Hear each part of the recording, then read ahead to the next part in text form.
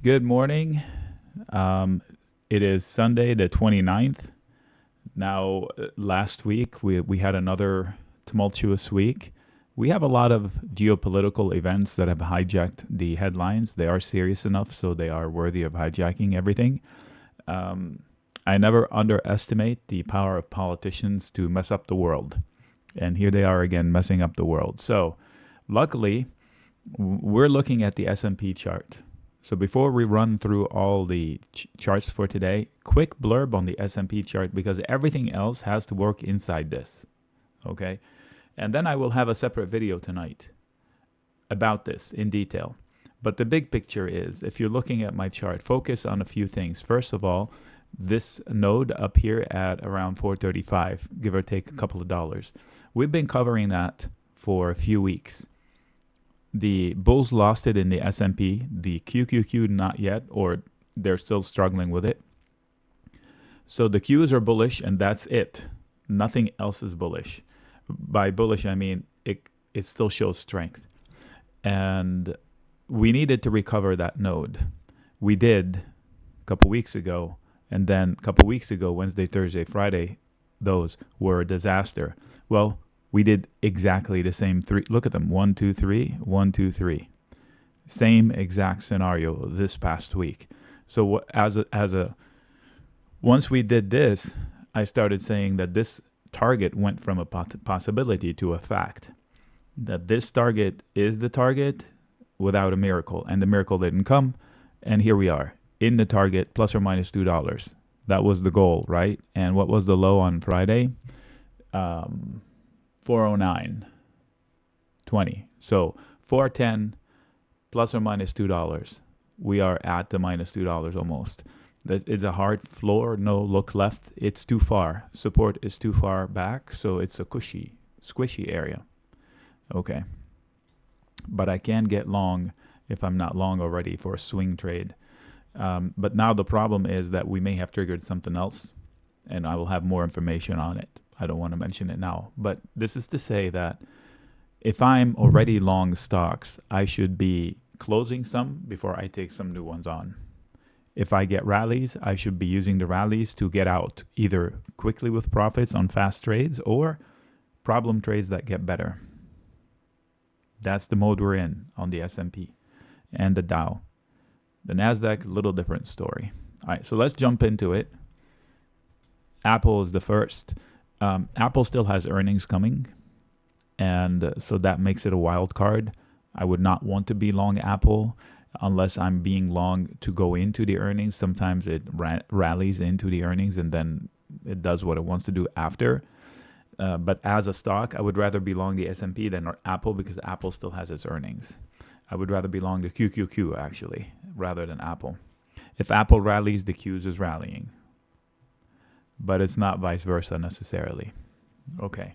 So in other words, if Apple disappoints, then they're going to roll out of Apple, roll into something else, and the Qs will not fall as fast as Apple would fall. Technically, it does have a potential breakout from Friday. If they take out Friday's highs in Apple, they could run to 171.50. So that's the short term. Long term, Apple doesn't have a fundamental problem. So if somebody's investing for the long term and is nibbling on Apple here, it's not a bad deal. But it's not an all-in situation. I don't have clearance. In fact, Apple is losing support, and it's doing lower lows and lower highs. Where can it stop? The better base is closer to 159, 160. Anywhere below 165 becomes very interesting to me. So if I'm long Apple, I'm not adding. If I want to be invested in Apple for the long term, I can nibble. But I definitely would not do an all-in situation. ABBV, wow, took a bath. So it had a rally that it just gave back. And now it's falling into a better base. It should have, earnings, okay. So study the company fundamentals and determine whether it's worthy still of your investment. Technically, you should know that if it pops, it's going to find a wall above it.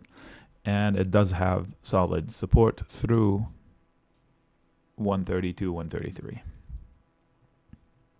Okay. The mystery of the earnings are out, so that threat is gone. So Abbott Labs, stuck in the middle, has hard buyers below, hard sellers above. descending channel, so the bears are winning this battle. You have to look left. It's too far back to matter a lot, but it was solid support. We're scattered everywhere below into this candle. So there should be strong buyers below, and there are strong sellers above. You're kind of stuck. I'm not sure what you're looking to do. Go long, go short, short term, long term. Short term,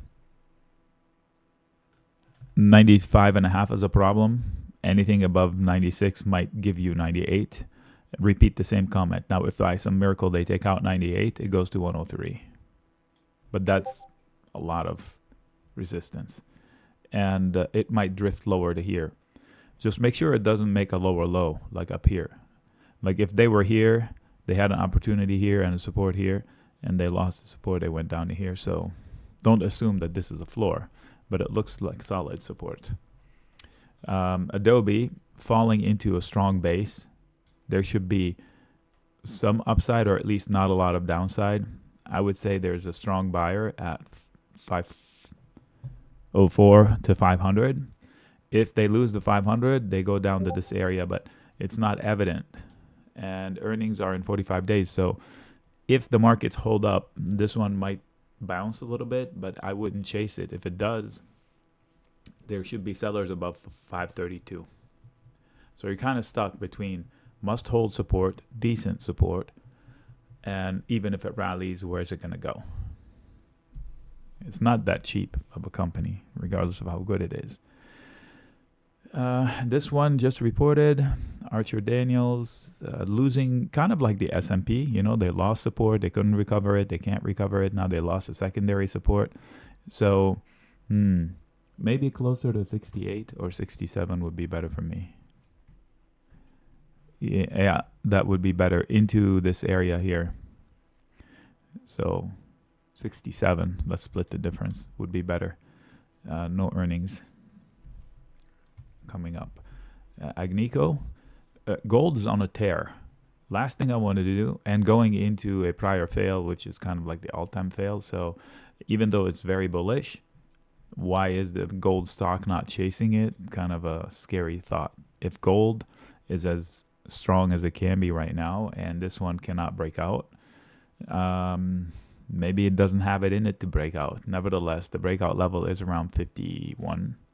You clear that, you get $2 to $3 before you hit another seller. Until then, I think it's easier to fall than to rally. And the support zone is strong, but it's spread out through 43, 42 into this area. Not inspiring confidence. AFRM, I think SoFi reports soon, and AFRM reports in 10 days, so you have to pay attention to that risk. Something's going on in the financial technology that we don't know about. Last week, Square fell off a cliff because of some expert in France concerned about their Fintech viability because of sluggish something. Are they talking in France or here? It was the most ridiculous thing I've ever seen. So from a standpoint of headline shock, these guys are in the line of fire of everything. Yet Amazon tells us that the consumer is spending and still growing double digits in the US. So I'm not sure what's going on. Square does almost no business overseas. So the fact that it fell 6% or 5% on some French guy's comments was very strange. So what does that mean? There is something going on in financial technology that we may not know about. So keep your powder dry. Don't go all in, regardless of how much you like or dislike this company. Okay, comments about this chart. Sellers at 20.5. Okay, that's the catalyst. If you want to go higher, you have to beat that. And it's not easy. Lower highs. And has a low that they kind of lost last week, and they're recovering. So I think they're struggling to hold 16.7. If they go below this last week's low, I think they go down to 13.50 and repeat the same comments around 13.50. So stuck in the middle of decent support lower, decent resistance above. Whatever I do with it, I'm assuming something. Earnings are coming. So do your homework, see which way you want to lean, and go with it. I'm a buyer on dips on AFRM. I mean, the business concept is pretty good. I'm not sure I want to chase it here. ALB. Let's zoom out to see where it stands on the daily. So it lost support in a big way, kind of like the S&P. Also may have more to fall because of the way they rallied recently. The only thing is that they've been there before. So everything below here has been fought over for years, and I'm talking back to 2017. But it still looks like a head and shoulders, and it wants lower. Like if this head and shoulder plays out, all of it, it's like $150. So we're talking 40. I think it's unrealistic, but let's give it half, 70, 102. So you should leave that opportunity that if I'm long, I'm not adding. If I'm looking to get long, I take half a position at most. This way, if it does come down to the 105 area, then I can add the other half. This way, I bought it in the middle, somewhere about 110. So that's the comment. Now, I don't know anything about the business.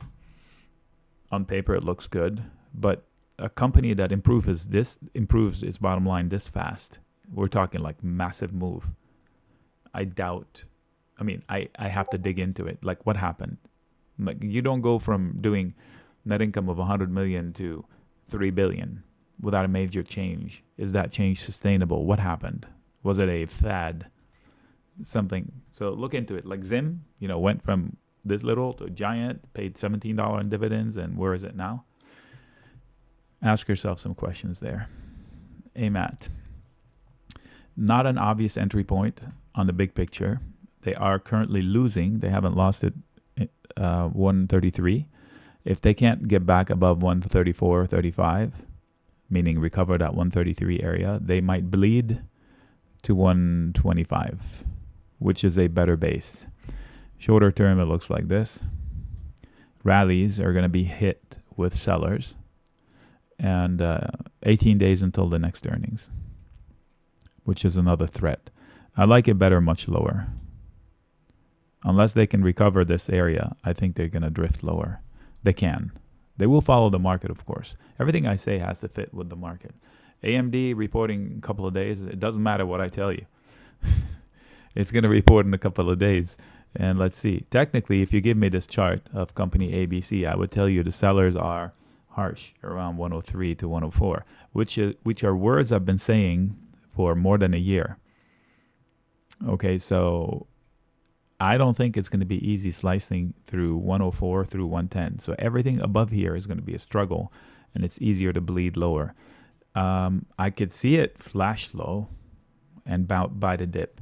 So if I'm an investor and I go all in right here, I'm hoping for the best. If I'm an investor and I nibble here, I'm fiscally responsible. I'm getting into a good stock for the future, but I'm saying it might not be the bottom. Let me leave some powder dry. Let me leave some room to add more risk later. So I like it much better in this zone down here, around 81. Of course, anything below 80 is super fantastic. Just leave room for it to go, holy crap, what just happened? I would not go all in. If I'm long already, I'm definitely not adding. Amazon just reported. It told us what? It told us the U.S. consumer is still spending like mad, regardless of what all the experts tell us how we have a recession.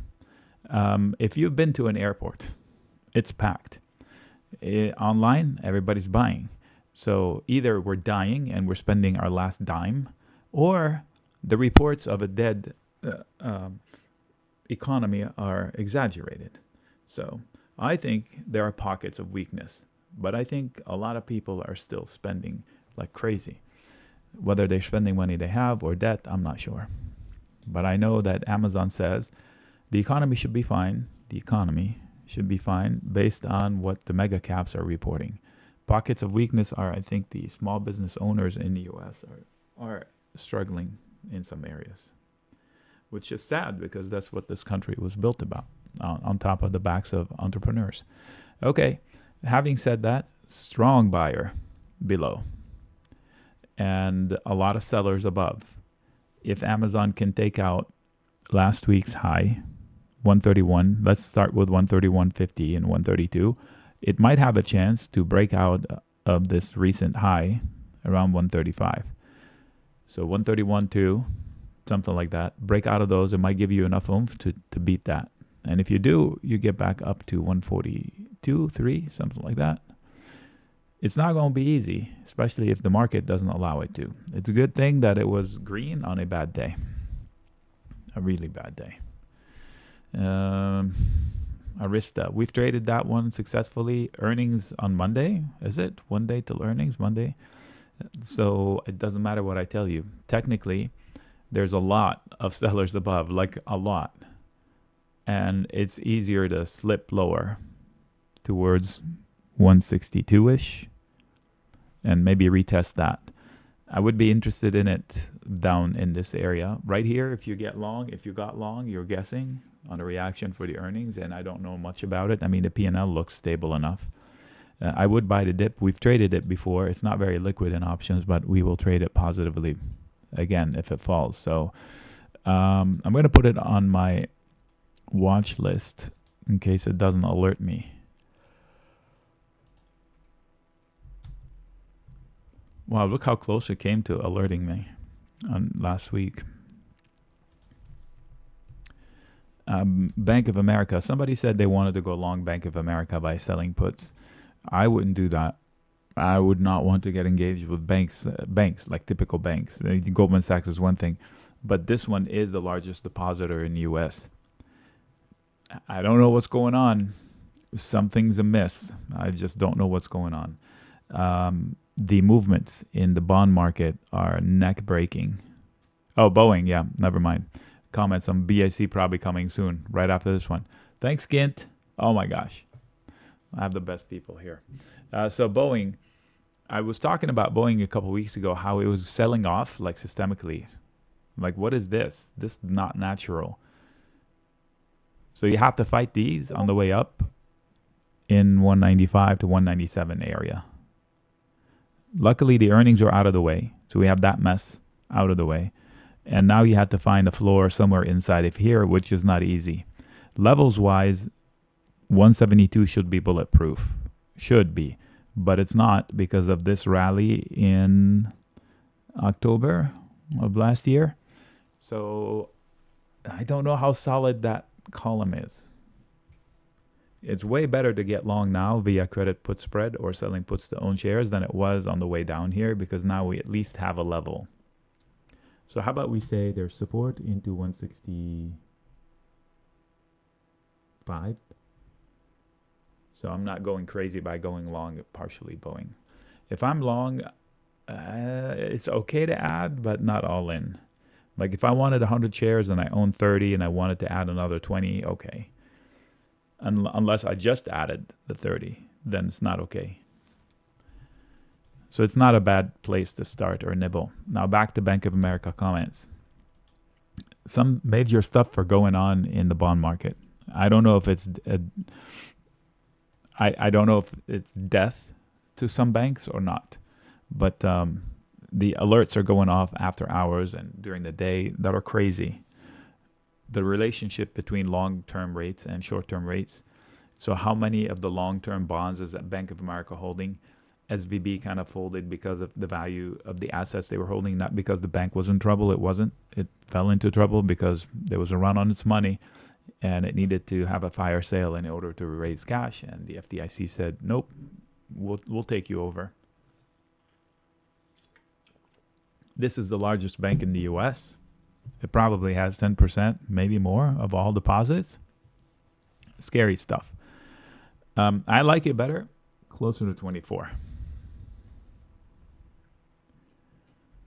There's no support that you can count on because it's old. So it's just drifting lower. And if you look left, they're selling rallies. Different size. So the next time it rallies, if you go along here and it rallies and it was a trade, book it. If the rally gets you out of trouble because you sold the put spread that's in the money now, I would get out. If I'm looking to invest in the bank, which is fine, it's a well-managed bank, then I would add partial positions. I wouldn't go all in. Anyway, I'm cautious. Booking.com, again, if we're dying as a nation as far as spending, how is this company doing still well? This stock is really tough to trade. Be careful. It's kind of manipulated. Huge buyer session, a huge buyer ribbon below. Anything below where my cursor is to this zone below us, like within 5%, solid support. But the earnings are coming this week, so crapshoot. This earnings was a pop after the drop. This one was a pop and a drop. This one was a pop. Oh my gosh, look at that. Okay, so this one is not representative. So the rallies technically, I think, will be met with sellers. If it rallies into 29, that's an exit point. And if it dips into 26, so I would buy the dip after the earnings if it happens, one way or another. Expensive ticket. BMY, I don't trade it. It just lost its lunch on its earnings. Let's zoom out and see on a daily. Whoo, dang, nabbit. That's big. So now is this the pandemic lows? Yep, it's inside the pandemic lows. I don't know what happened, what they said, so you should review the fundamentals. I don't have time to do it now for you. I would during the day if you want to discuss it, I'll do that. You should find out what they said to cause this disappointment. The report may have been fine, but it's what they said. I don't know. So figure it out. Technically speaking, this is not an exit spot. That was the pandemic. So you should look into that opportunity. If I'm long, I'm not adding. But if I'm long, that's not a place to panic out. It's too late. Might want to sit and see what happens. Maybe they bail you out. If you're looking to get long, I definitely would not go all in. Wow, that is a drum. Woof. All right, BP. Oil stocks are probably vulnerable up here because, like gold stocks, oil's been strong, and oil stocks should be stronger. I think the XLE fell on Friday because Chevron and Exxon, yeah, CVX reported. Did Exxon do the same? Kind of, but CVX definitely fell. Weren't they trying to buy somebody or something? So I think BP, even though it's, CVX, Chevron and Exxon are kind of a little bit different. This doesn't inspire confidence for me. I mean, what's my upside from here? If I'm buying something to sell it higher, what's it going to cause BP to break out of here when oil is so strong? I'm just saying. Earnings in 2 days. Investing into the earnings is kind of a scary thing. You have a hard seller and an opportunity above 41 and scattered buyers below. So I like it better if it falls into 36 or lower. I don't like it going into 41. Boston Scientific, is that who is? Both Exxon and CVX buying others. Thank you. Okay, so their consolidation. BSX. I don't know much about their business. Solid P&L though. Hard buyer into 43.5. Let's round it to 43. Anything lower than this becomes pretty attractive because then they fall into these area.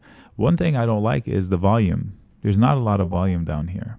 There's a lot of volume above. So I think from that perspective, there are recent sellers and not recent buyers. Look left. There's no buyers here, and there's a lot of sellers potential. So the support might not be as solid as one would think. But it's there. I think the sellers into 51.50 are unbeatable. I'd be surprised if they take it out. So use those comments to moderate what you want to do with it. Blackstone, is it done? I need it to trade here for a little bit for me to trust trading it again. Until then, I don't trade it. Solid support below. So if it falls into that red line area, solid support, 86, 85, 84. But also solid sellers above. So I think if it rallies into 100, it's going to be unbeatable. I don't think it's going to be able to beat 100 by a lot. So that's the risk there.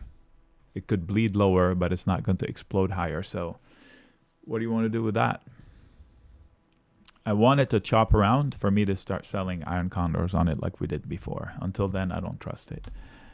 Why? Because it was inducted into some whatever. Who is this? Blackstone Secured Lending Fund. I don't know what that is. Anyway, I don't think my chart's going to help you much. You have sellers above and buyers below. P&L looks solid.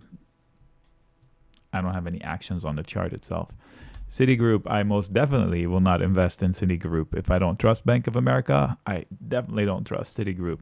It's, to me, every time I hear Citigroup, I picture the guy with the horse.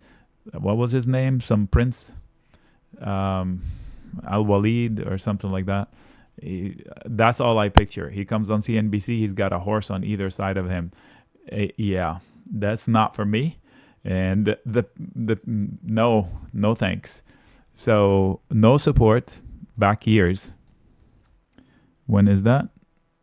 Pandemic area, not for me. So if I'm invested in it, do your homework. I don't know anything about the internals of the company, but if I want to invest in banks, that would not be it.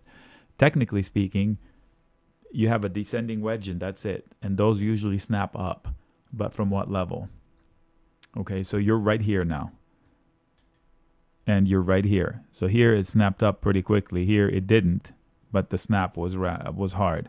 So if you want to time a spike in a descending wedge, that's fine. Just make sure that it's a trade and make sure to put enough a good enough stop.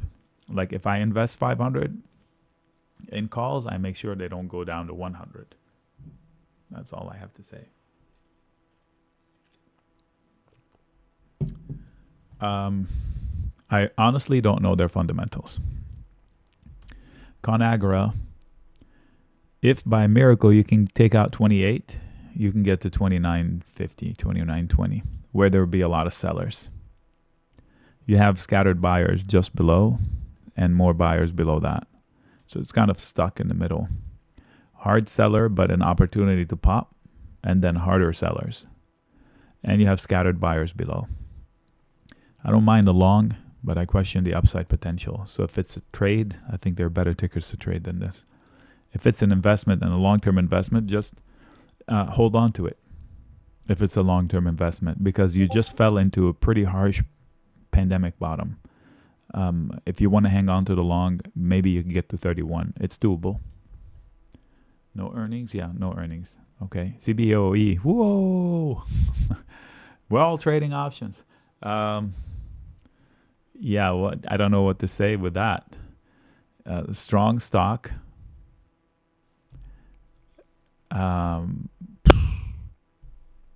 Look at that tail they left. What's it going to take to beat that? Strong buyers at 157 to 155, short-term comments. Long-term investment, definitely not for me. I would wait for sub 155 for me as an investment. As a trade, I think they just placed a pretty tough mark to beat. See what they can do against it.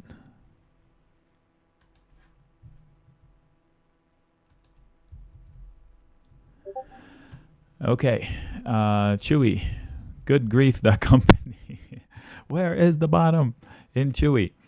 Okay, so I am long via a sold put at 1750 for January. I have not been assigned. It was way deep in the money, and now it's not.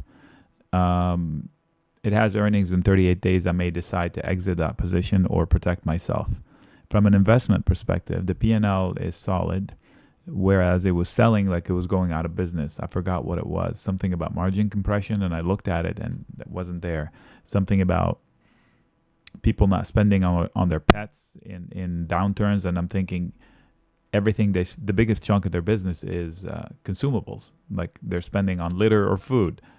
They're not going to cut on either of those two.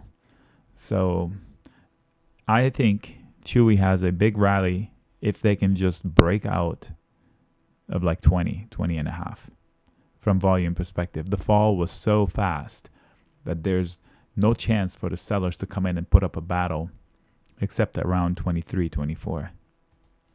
So if it spikes, it might have a quick recovery. So it's worthy of an investment based on the P&L and the fact that it's falling into pandemic lows or lower, actually. Where is the pandemic?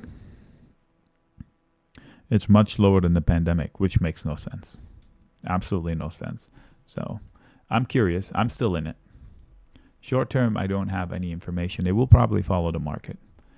Colgate, Cigna. Okay, Cigna 295 is a pivot point. You can see it fail with one weird candle, fail, breakout, and they haven't come back to test it. If they do, there should be buyers. So they have buyers below. I like it better around 295, to be honest. There's a potential of 289, maybe 86. But first things first, 295 first. I wouldn't want to buy calls here for no reason. Oh, earnings in 4 days. Okay. So there's that wrinkle. So until then, I'll tell you there's a hard seller above 312 and there's a good sized buyer below 295. Chipotle just reported they popped. This company is amazing. This is a target from breaching the resistance that's down where my cursor is. And now you repeat the same comments at 1980. If they get out of 1980, they probably get back to 2080, this area up here where there are more sellers. So what did they do? They just placed a strong bottom below 1870, 1860. So buy the dip into that area for the opportunity to swing back up. Investment-wise, this is clearly an investable company. You just need to time your entries wisely. Next time it has a bad burrito reaction. Remember that?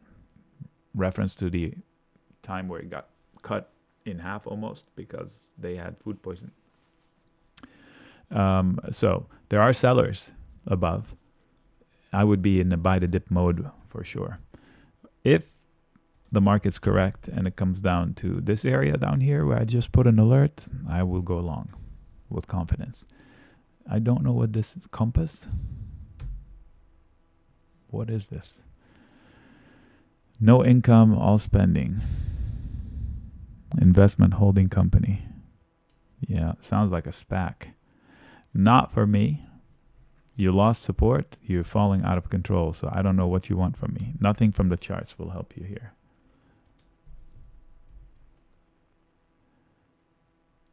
Colazo, what are you doing here posting tickers out of nowhere? These are people submitting tickers, by the way. And I'm answering those tickers. So you can submit 100 in here. I'm not looking at the screen. Okay, so this one is falling into support. Last time it was here a couple of times, it bounced hard. The company is fantastic. There's no issues with it. They have reported earnings already. But every beginning of the month, they report sales, comp sales. So in the first 5 days of every month, you will get a headline. They either pop 2 to 3% or drop 2 to 3%. So as long as you can survive that, that's fine. I would be long for a swing trade up to, say, 550. Boy, I moved the monitor away from my desk. I need to move my chair forward. I'm having a hard time reading the numbers. Okay, so we do have sellers up here into 556. And we have scattered buyers below. So credit put spread would be fine. On dips especially. So I'm going to add it. It's worthy of credit put spreads. Copart. The car company? Yeah. Not for me. You do have support, but there's no volume below. Like if they lose these wacky candles, what happens? So be careful. If you're invested, you can stay long with caution. If you're looking to get long, take apart. Don't go all in.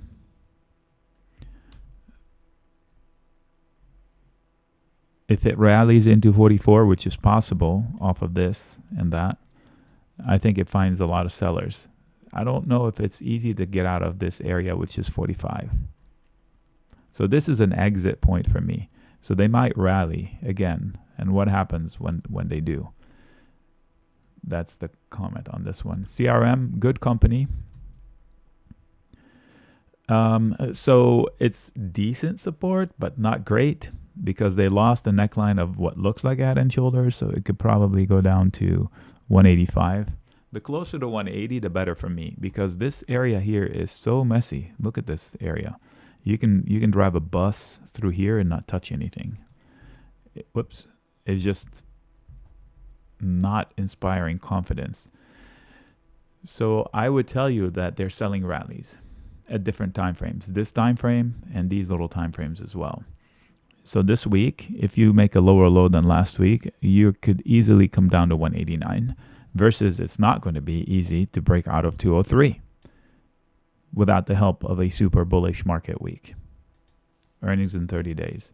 The fundamentals are what they are. There's nothing wrong with it. Dash shorted it and I got out for a good win.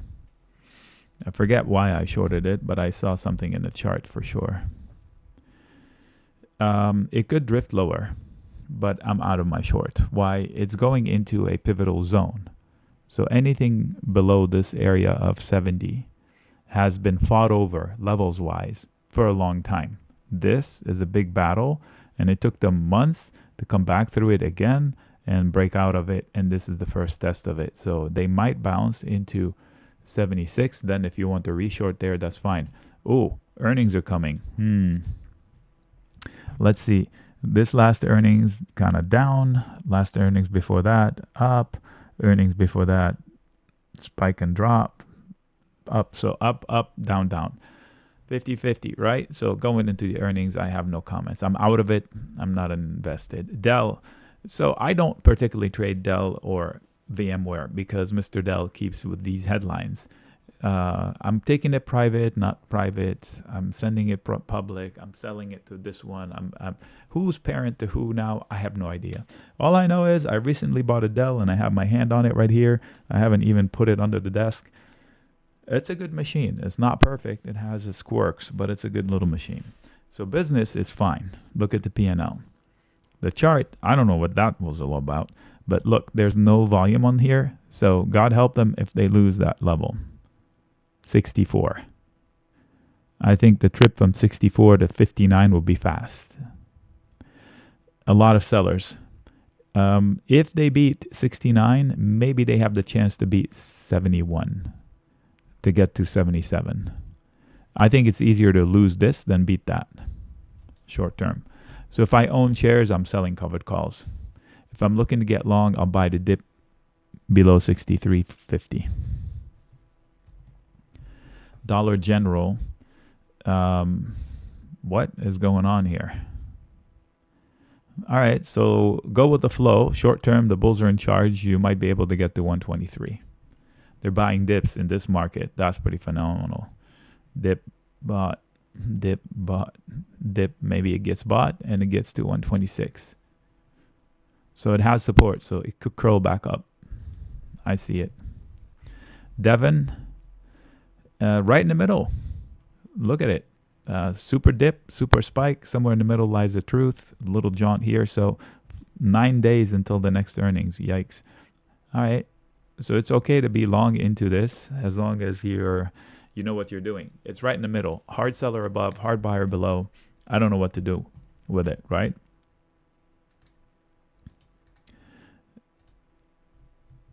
So I don't know what to do with it. Therefore, I personally wouldn't do anything with it, especially going into earnings.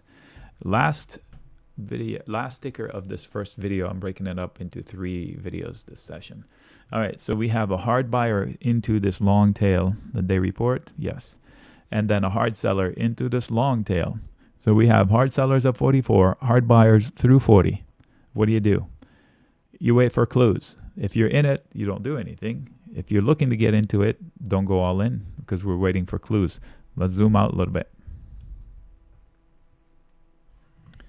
Okay, so if somebody has more tickers to cover at the end, if we have time, you can add them. Like if you want Qualcomm at the end and another ticker that you mentioned, we can do them at the end if we have time. All right, so warning on EQT. If they do lose support below the support, 38, I think it's an easy trip down another $2, $1.50.